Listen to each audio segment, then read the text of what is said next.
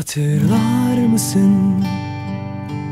Yağmur yağardı, sen toprak kokusuna bayılırdın.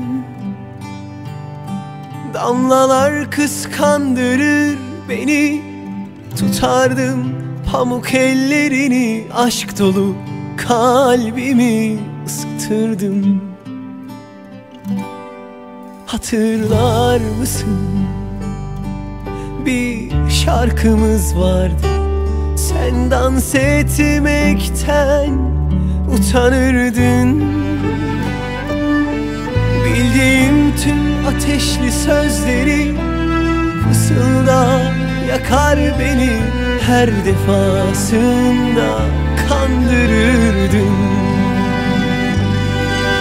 Ben hiç unutmadım, unutamam. İçimdeki seni durduramam. Ben hiç unutmadım, unutamam.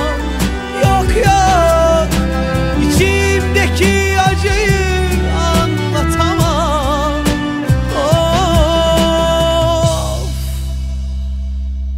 Güneş doğmaktan vazgeçerse, dünya yok dönmem derse, belki o zaman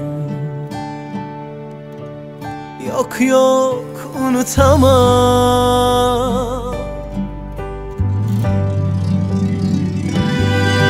Ben hiç unutmadım, unutamam. İçimdeki seni durduramam. Ben hiç unutmadım, unutamam. Yok yok, içimdeki acıyı anlatamam.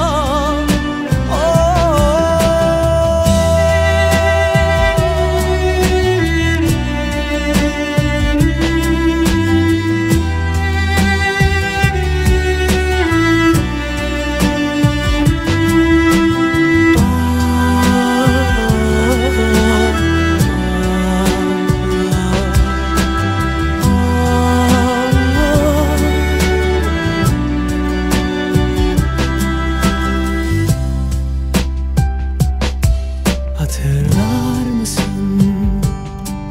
Bir şarkımız vardı, sen dans etmekten utanırdın. Bildiğim tüm ateşli sözleri fısıldar yakar beni, her defa